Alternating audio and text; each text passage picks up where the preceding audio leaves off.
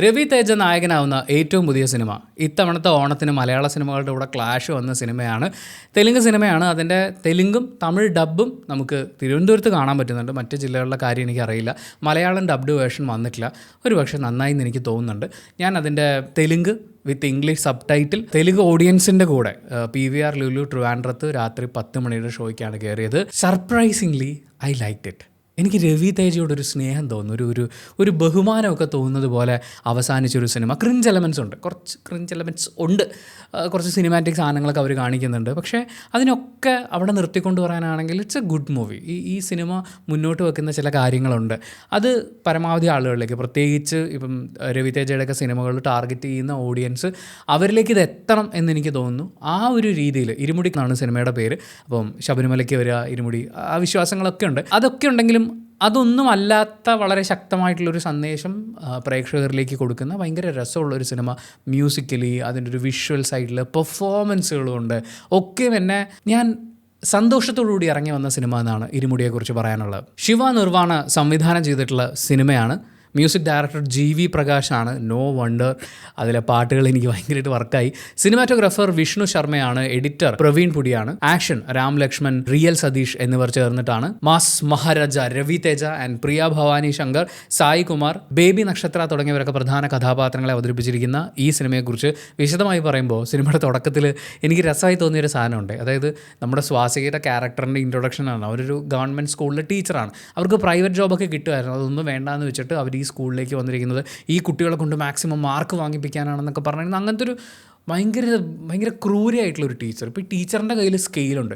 ഈ സ്കെയിൽ ഇങ്ങനെ വീശുമ്പോൾ വാള് വീശുന്ന സൗണ്ടാണ്. അപ്പോൾ അതൊക്കെ വെച്ചിട്ട് പിള്ളേരെയൊക്കെ അങ്ങ് ടെററാക്കി നിർത്തുന്ന അതിഭീകരമായിട്ടുള്ള ഒരു ടീച്ചർ ക്യാരക്ടറിൻ്റെയാണ് ഇൻട്രൊഡക്ഷൻ. ടിപ്പിക്കൽ തെലുങ്ക് സിനിമയിലെ വില്ലന്മാരുടെ ഇൻട്രൊഡക്ഷൻ പോലത്തെ ഒരു സാധനം. നമ്മുടെ നായകൻ രവി തേജ ആണെങ്കിൽ അദ്ദേഹത്തിൻ്റെ മകള് 5ാം ക്ലാസ് 4ാം ക്ലാസ് പഠിക്കുന്ന പ്രായമാണ്. അപ്പോൾ ആ പെൺകുട്ടി കിടന്നുറങ്ങുന്ന സമയത്ത് അയാളുടെ വീടിൻ്റെ അടുത്തുകൂടി പോകുന്ന ഒരു വണ്ടിയും ഹോൺ അടിക്കാൻ പാടില്ല. അപ്പോൾ ഹോൺ അടിക്കരുതെന്ന് പറഞ്ഞ് ഒരു പയ്യനെ ഏൽപ്പിച്ചിട്ടുണ്ട്. ഏത് വണ്ടി വന്നാലും അവൻ കൈ കാണിച്ചിട്ട് ഹോൺ അടിക്കരുതെന്ന് പറയും. കാര്യം പുള്ളിയുടെ മോൾ ഉറങ്ങുകയാണെന്ന് പറയും. ത്രിലോക് എന്നാണ് ക്യാരക്ടറിൻ്റെ പേര്. അപ്പോൾ ഇങ്ങേരുടെ മകൾ ഉറങ്ങുകയാണ്, അതുകൊണ്ട് ഹോൺ അടിക്കരുതെന്ന് പറയും. അങ്ങനെ ഹോൺ അടിക്കുന്ന ഒരാളെ ഇടിച്ച് ചതച്ചിട്ടാണ് ഈ സിനിമയുടെ ഇൻട്രൊഡക്ഷൻ ആരംഭിക്കുന്നത്. എൻ്റെ മകൾ ഉറങ്ങുമ്പോൾ ഹോൺ അടിക്കാൻ പാടില്ല, അവളുടെ ഉറക്കം തടസ്സപ്പെടുത്താൻ പാടില്ല. ഈ 2 കാര്യങ്ങൾ എനിക്ക് കോമഡി ആയിട്ട് തോന്നിയെങ്കിലും പിന്നീട് അങ്ങോട്ട് നക്ഷത്രയെ കാണിച്ചു തുടങ്ങുമ്പോൾ, നക്ഷത്രയെ ഞാൻ ആദ്യം ശ്രദ്ധിക്കുന്നത് നമ്മുടെ പാർവതി തിരുവോത്തിൻ്റെ ഒരു കഥാപാത്രത്തിനെ അവർ റീലായിട്ട് ചെയ്തിട്ട് കൊച്ചുകുട്ടി.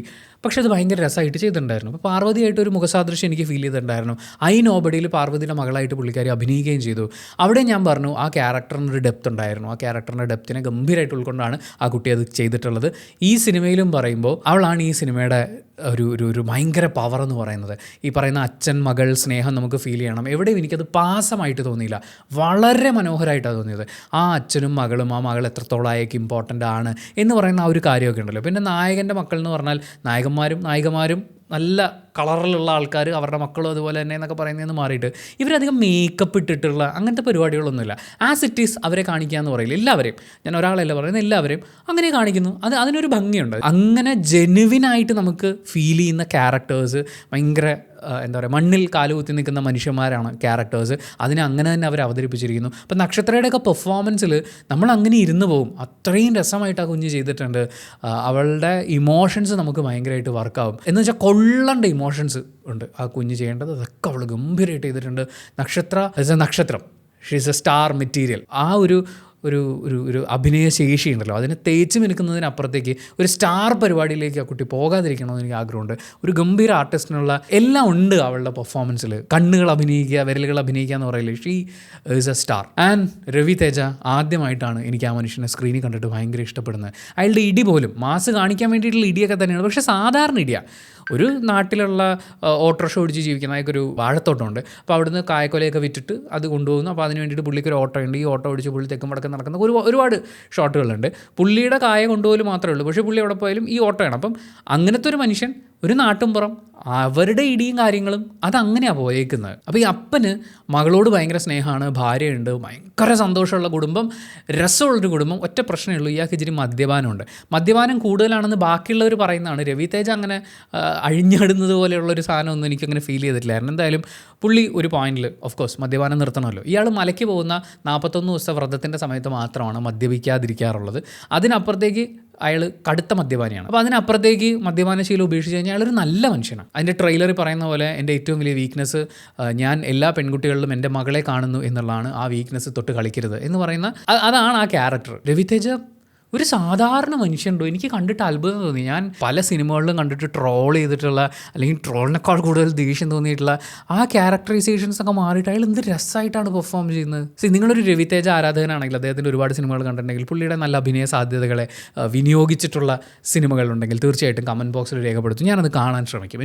എനിക്ക് ആഗ്രഹമുണ്ട് അങ്ങേരിലെ ആർട്ടിസ്റ്റിനെ എക്സ്പ്ലോർ ചെയ്യണമെന്ന്. ഈ സിനിമ എന്നെ അങ്ങനെ ചിന്തിപ്പിച്ചു. പിന്നെ ഇതിനകത്തൊരു ബോധം കെട്ട ഗുരുസ്വാമിയുണ്ട്. സായി കുമാർ എന്ന് പറയുന്ന ആർട്ടിസ്റ്റാണ് അത് ചെയ്തിട്ടുള്ളത്. തുടക്കം തൊട്ടേ അയാൾ ഭയങ്കര വെറുപ്പിക്കലാണ്. ഈ 40 പ്രാവശ്യം എന്തോ പുള്ളി മലയ്ക്ക് പോയിട്ടുണ്ട്. അത്രയും എല്ലാവരും ഗ്രാമത്തിൽ ബഹുമാനിക്കുന്ന ഒരാൾ, അതിലൊന്നും ഒരു ചുക്കുമില്ല എന്നുള്ളത്. നിങ്ങളൊരു മനുഷ്യൻ എന്നുള്ള രീതിയിൽ, ഒരു അച്ഛൻ എന്നുള്ള രീതിയിൽ നിങ്ങൾ കരുത്തുള്ള ഒരാളായിട്ട് മാറേണ്ടത് നിങ്ങൾ 40 പ്രാവശ്യം 50 പ്രാവശ്യം മലയ്ക്ക് പോയോ എന്നുള്ളതല്ല. അത് നിങ്ങളുടെ വിശ്വാസമാണ്. അതിൽ അടിയുറച്ച് നിൽക്കുക, അതിൽ നിങ്ങൾക്ക് ആശ്വാസം കിട്ടുന്നു. That's good. ഈ സിനിമയും അതിന് ഒരു തരത്തിലും മോശമായിട്ടല്ല കാണിക്കുന്നത്, പോസിറ്റീവ് സെൻസിലാണ് കാണിക്കുന്നത്. പക്ഷേ അത്രയും ബഹുമാനം എല്ലാം നേരിട്ട് ഇയാൾ എന്ത് ഭയങ്കര ഒരു വൃത്തിയട്ട ക്യാരക്ടർ. തൻ്റെ മോളോട് ഒരാൾ മോശമായിട്ട് പെരുമാറുമ്പോൾ, മോളെ നീ ഒരു പെൺകുട്ടിയാണ്, നീ അടങ്ങി ഒതുക്കി ജീവിക്കണമെന്ന് പറയുന്ന ഒരു ഗുരുസ്വാമി. ആ ക്യാരക്ടർ അങ്ങനെയാണ്, അതിനെ അങ്ങനെ പെർഫോം ചെയ്ത് വെച്ചിട്ടുണ്ട്. വേറെ ഒരുപാട് അഭിനേതാക്കളുണ്ട്. സ്വാസിക, ഞാൻ നേരത്തെ പറഞ്ഞ സ്കെയിൽ അരിവാളാക്കിയ പെൺകുട്ടി എന്നുള്ളത് മാത്രമല്ല, അവർ നല്ല പെർഫോമൻസാണ് കാഴ്ചവെച്ചിട്ടുള്ളത്. അങ്ങനെ എല്ലാവരും ഗംഭീര പ്രകടനങ്ങൾ കാഴ്ചവെച്ചിരിക്കുന്നു. മ്യൂസിക്, പാട്ടുകളൊക്കെ, പ്രത്യേകിച്ച് ഈ അച്ഛൻ മകൾ സീക്വൻസുകൾ വരുമ്പോൾ, ക്ലൈമാക്സിലേക്കൊക്കെ വരുമ്പോൾ ഒക്കെയുള്ള പാട്ടുകൾ ഭയങ്കര രസമാണ്, നല്ല രസമാണ്. ബാക്ക്ഗ്രൗണ്ട് സ്കോറും ചെയ്തിരിക്കുന്നത് അടിപൊളിയാണ്. അതിനകത്ത് ഈ അയ്യപ്പൻ ശബരിമല ആ ഒരു ഭക്തിഗാനത്തിൻ്റെ, ഇത് പോപ്പുലറായിട്ടുള്ള ഭക്തിഗാനങ്ങളുടെ എലമെൻറ്റുകളൊക്കെ എടുത്തിട്ട് അവർ യൂസ് ചെയ്തിട്ടുള്ള കുറച്ച് സാധനങ്ങളൊക്കെ ഉണ്ട്. അതൊക്കെയും രസമായിട്ടാണ് എനിക്ക് ഫീൽ ചെയ്തത്. ഒരു ഫൈറ്റ് വൻ കോമഡി ആയിരുന്നു. സ്വാമിയെ ശരണമയ്യപ്പ എന്ന് വിളിച്ചിട്ട് ഓട്ടോറിക്ഷ ഓടിച്ച് പോകും, വില്ലന്മാർ മുഴുവൻ വാക്കത്തിയായിട്ട് പുറകെ വരും. ഇവരൊക്കെ ഒഴിഞ്ഞു മാറുന്നതുകൊണ്ട് രക്ഷപ്പെടുകയാണ്, അല്ലാതെ അയ്യപ്പൻ്റെ ശക്തി കാണിക്കലോ ഒന്നുമല്ല. രണ്ടും കൽപ്പിച്ച് പോയി എങ്ങനെയോ രക്ഷപ്പെട്ടു എന്ന് പറയുന്നത്. പക്ഷേ അവിടെയും ദൈവത്തിന് ക്രെഡിറ്റ് കൊടുക്കുന്ന സാധനങ്ങളൊക്കെ ഉണ്ട്. സിനിമ അത്രേ ഉള്ളൂ. അതിന് ഇതിൻ്റെ വളരെ പ്രധാനപ്പെട്ട കോറായിട്ടുള്ള ഒരു എലമെൻറ്റിലേക്ക് വരുമ്പോൾ, ഈ കുട്ടിയുടെ ഒരു ശീലം, കുട്ടിയെ പറഞ്ഞു പഠിപ്പിക്കുന്നത്, നീ സ്കൂളിൽ പോയാൽ വരുന്ന വഴിക്ക് സ്കൂളിനകത്ത് പുറത്ത് അങ്ങനെ എന്ത് സംഭവിച്ചാലും നീ അത് അച്ഛനോട് വന്ന് പറയണം എന്ന് പറഞ്ഞു കൊടുക്കുന്ന, അത് മുഴുവൻ എല്ലാ ദിവസവും ചോദിച്ചറിയുന്ന ഒരു അച്ഛൻ. അയാൾക്കത് അയാളുടെ സന്തോഷവും സ്നേഹം കൊണ്ട് ചെയ്യുന്നതായിട്ടാണ് ആദ്യം കാണിക്കുന്നതെങ്കിലും അതിൻ്റെ ഒരു റെലവൻസ് പിന്നീട് സിനിമയിൽ വരുന്നുണ്ട്. പക്ഷേ അത് അച്ഛനോട് മാത്രം പറയാൻ ശീലിപ്പിച്ചു എന്ന് പറയുന്നൊരു പ്രശ്നം എനിക്ക് തോന്നി. അമ്മയോടും അങ്ങനെ പറയുന്നൊരു ശീലം ഉണ്ടായിരുന്നെങ്കിൽ ഒരു പക്ഷേ ഈ സിനിമയുടെ തന്നെ വേദനിപ്പിക്കുന്ന ഒരു വലിയ ഭാഗം നമുക്ക് ഒഴിവാകുമായിരുന്നു. കാര്യം കുഞ്ഞുങ്ങൾ സ്കൂളിൽ പോയി വരുമ്പോൾ അവരെല്ലാ കാര്യങ്ങളും അച്ഛനോടും അമ്മയോടും പറയണം. ആൺകുട്ടി ആയാലും പെൺകുട്ടി ആയാലും. ഇതിൽ പെൺകുട്ടി എന്ന് പറയുന്ന ഒരു എലമെൻറ്റിനെയാണ് അവർ കൂടുതലും ട്രീറ്റ് ചെയ്തിട്ടുള്ളത്. ഒരു ബേട്ടി ബച്ചാവോ ബേട്ടി പഠാവോ ലൈൻ തന്നെയാണ്. പിന്നെ ഈ സിനിമയിൽ നമ്മൾ കാണുന്ന നാടിൻ്റെ ഒരു പ്രത്യേകത, അവിടെ പോസ്റ്റ്മോർട്ടം ഇല്ല, പോലീസുകാരില്ല. കൊല ചെയ്തു എന്ന് ആരോപിക്കപ്പെടുന്ന ഒരാളുണ്ട്. പുള്ളി എല്ലാ ദിവസവും രാവിലെ എണീറ്റ് കുളിച്ച് കുറിയൊക്കെ തൊട്ട് അമ്പലത്തിൽ പോകുന്നു. അവിടെ ആരും വരുന്നില്ല, ആർക്കും അതൊരു വിഷയമല്ല. പക്ഷേ ഈ അടുത്ത കാലത്തൊക്കെ നടക്കുന്നൊരു കഥ പോലെയാണ് കാണിക്കുന്നത്. പോലീസും പോസ്റ്റ്മോർട്ടം ഒന്നുമില്ല. അങ്ങനത്തെ വളരെ കുറച്ച് കാര്യങ്ങളൊക്കെ ഉള്ളൂ. ഒരു തെലുങ്ക് സിനിമയിൽ നമ്മൾ ഇതിനു മുമ്പ് കണ്ടിട്ടുള്ള പലതും വെച്ച് നോക്കുമ്പോൾ ഇതിനകത്ത് ഒന്നുമില്ല. It's A decent good movie.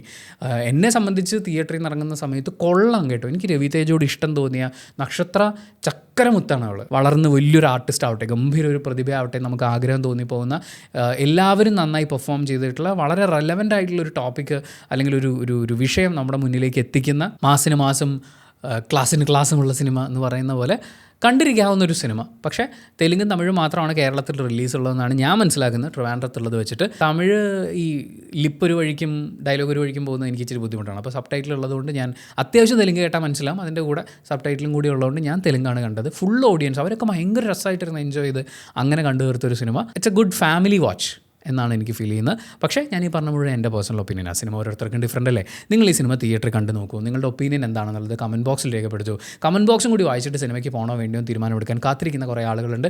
അവർക്കതൊരു വലിയ സഹായമായിരിക്കും. അപ്പോൾ thank you so much for watching this video. ഇഷ്ടപ്പെട്ടാൽ ലൈക്ക് ചെയ്യുക, കമൻറ്റ് ചെയ്യുക, ഷെയർ ചെയ്യുക, സബ്സ്ക്രൈബ് ചെയ്യുന്ന കാര്യവും ഹൈപ്പ് ചെയ്യുന്ന കാര്യവും പരിഗണിക്കുക.